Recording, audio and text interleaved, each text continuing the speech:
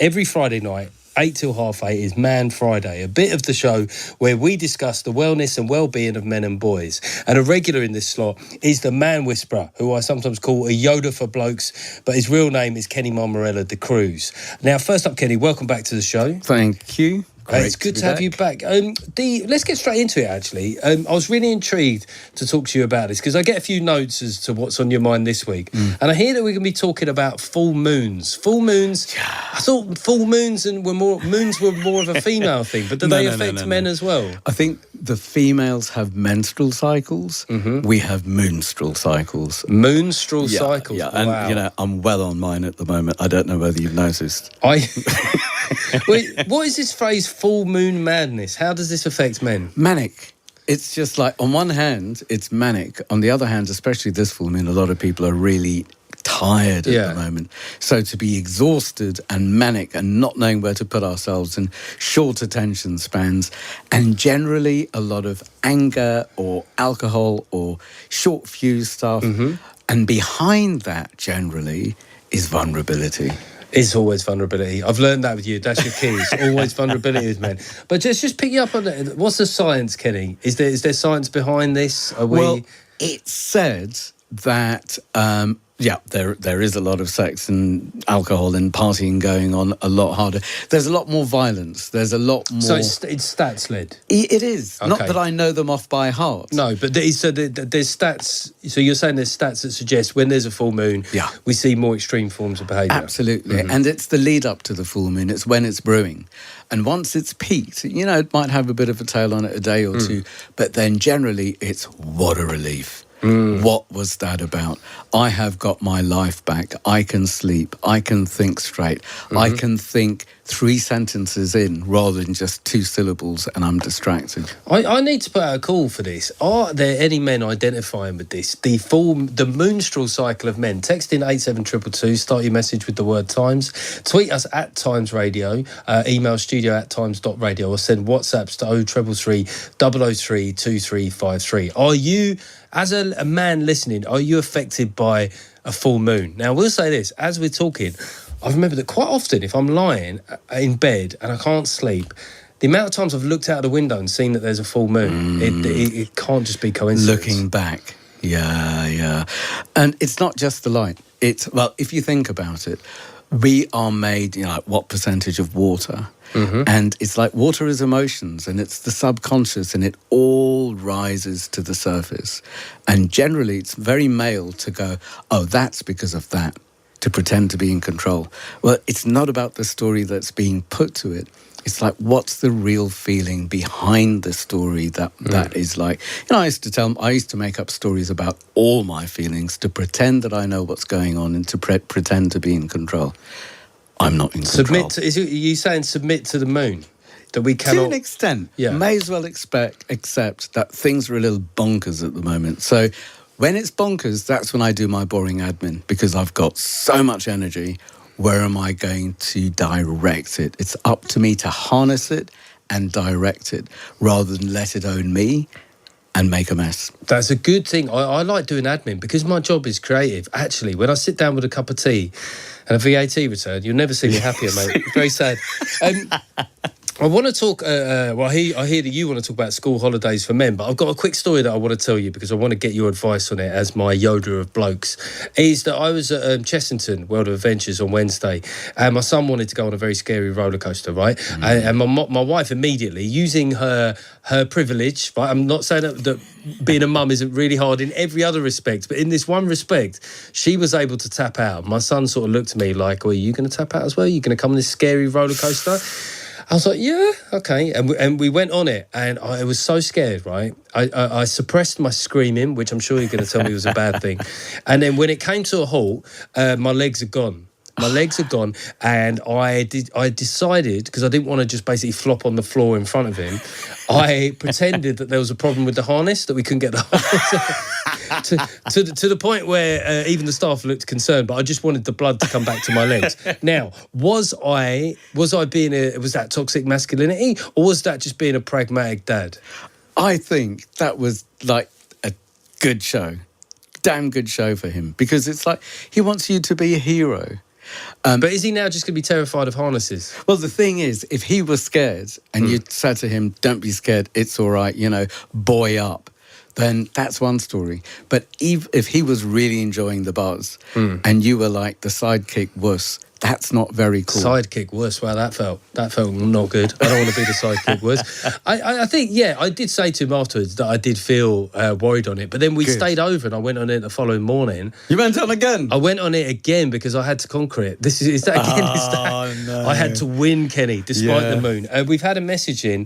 Gareth Taylor's messaged in to say that regarding the full moon topic, we've got quite a few people messaging in. I think it's more like signs of a borderline personality disorder. There you go, say how you see it. Mike Perrin said, Jeff, I never noticed the moon affected me until I got my dog, who's very wolfy. That's true. And very affected by the moon cycles. It's becoming massively evident that I'm exactly the same. Loads of energy and craziness at waxing Venus until I guess that's some Latin thing that I wouldn't know. So he's saying that his dog helped to clue him into that. And Jason says, moonstral cycle, are you having a ... laugh? Get a grip, lads. He's telling us to man up. But are you going to stand by the moonstral cycle for men? Totally, yeah. Not only do I get manic, I need space. Or I need to get out in nature and stomp like a mad person. It's like so much energy. Wow. It needs to go somewhere. Maybe not for everyone, clearly not for everyone, but I noticed it in me. But the guy with the wolf is completely on board. Yeah. Going back to school holidays for men. So what, again, not discounting the experience of mothers, because I've had some texts every time I do this, we're talking about a father's experience here. What can the anxieties be in and around school holidays for men? Well, I wonder about... Trapped? Well, it's more... Speaking from for a friend? what I've heard... How can we have fun? Where do we want to go? And how can I stay out of trouble? Could I just say, the day and a half that I had with my wife and my son at Chestnut World of Adventures, I wanted that to become a week. It was so good. Yeah. It was such good fun. And it is hard to transition back to work because I was with them yesterday and then I had to go and do a gig, and on stage last night I thought, I don't want to be doing this. I want to be winning prizes. Different worlds, totally different worlds. Yeah. But to be together, I mean, the whole point, I'm guessing, I'm sure you love your work, but the whole point of this is to be with the ones that you love, making memories, having adventures, and getting really scared. That's such a big part of it. That's what life's about, isn't it? Especially when they're young and they're around like this. This is only going to happen now, and it passes so quickly. Kenny, don't even talk about, the fear of like empty nest syndrome. Oh yeah. I've already, he's only 9 and I'm already sort of thinking I need to grab everything I can. And I suppose in a way that's a good thing for our generations of dads, is I can be open about that. I take so many photos. One of the things that I often do is, those, if you go on a log flume or a roller coaster and they take a picture and you have to pay through the nose for it, I buy every single one of those. And it'll get to a point where I think that's the only physical photos we'll have of a culture is of us on log flume. Talk to me about another area you wanted to discuss, which is shadow personalities in men. Well, I guess it ties in with the full moon stuff because I'm not usually manic. I'm usually quite calm.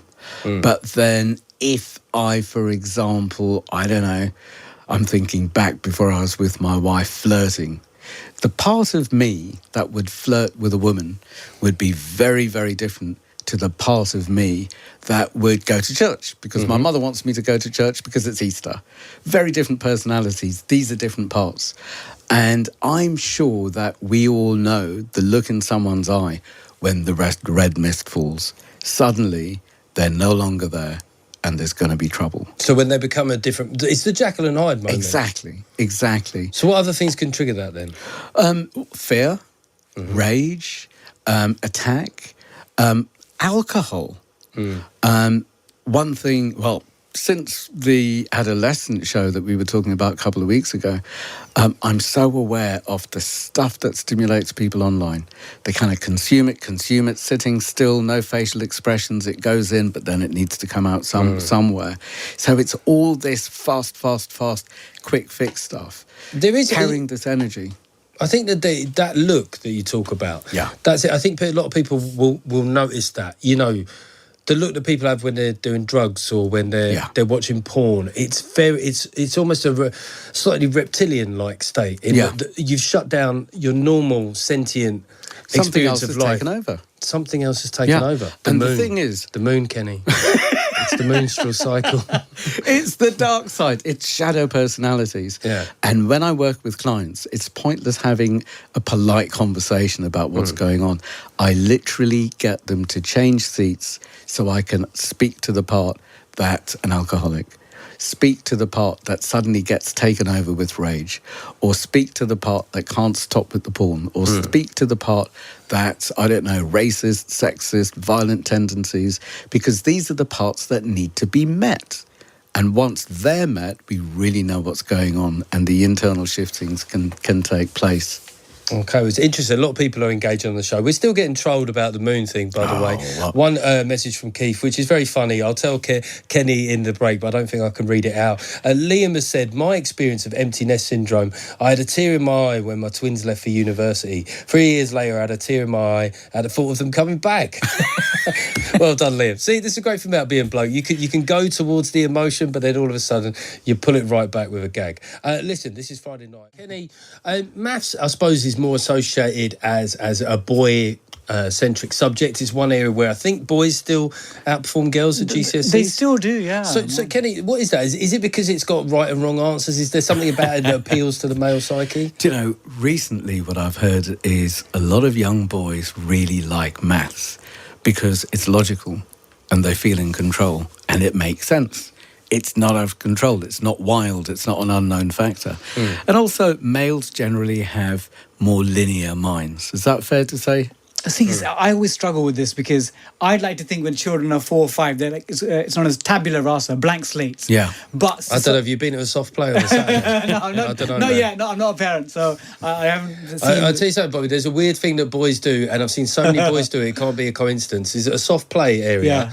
The boys instinctively, when they're about 2 or 3, if they see another boy about to go down the slide, they'll block the slide. That must be some mammal primate, like you shall not pass. Yeah. So I don't know. Maybe it's definitely not genetic, but my God, it kicks in very early. But I mean, are girls closing the gap? What are you seeing at ground level? So 100%, we've seen girls closing the gap, and in some circumstances overtaking boys. But the weird stat is at A level. You know, maths is the most popular A-level subject. 100,000 children or young people. It's the most. Come on, team maths. All the mathematicians out there. I used to be an English teacher, which I think that's the first time I've said this on this show. So there'll probably be a lot of people fainting at the idea that somebody like me might teach their kids. But English was always the cool subject, right? No, maths, everyone knows that maths is the subject that takes you places. But even with 100,000 entries, you speak all the time. You don't use numbers all the time. But numbers is the underlying patterns that govern our world. I didn't expect this tonight, Kenny. Maths versus English beef. It'd be like maths teacher versus English teacher. A really tragic version of the Sharks versus the Jets. You're a very driven person, Bobby. Where did you get that drive from? Not my driving skills. I think it's partly being an immigrant family. So my parents are from Kerala in South India, moved to London in the late 70s, and we grew up on a council estate in East Ham, hence why I'm a happy West Ham fan, or actually moderately happy these days. And in immigrant families, you're always told, your parents came to this country because they wanted to build a better life for their children. So my house wasn't a hot house and you must study all the time. But my dad always gave us a sense of we'd go to the library every single Saturday, read books on Aztec civilization, Victorian engineering, the fiction of Tolkien. And in school, we would be told to do music, do sport, watch Blue Peter, watch Neighbours, sort of really inculcate yourself in the UK's culture, which is why I think when I've done this sort of media career, I fully get what UK culture is about. But that, I work in comedy where a very successful comic go-to for comedians who are second-generation immigrants is that their parents are very focused, very driven, and very focused on maths and qualifications of becoming doctors. So you're saying that your experience wasn't that?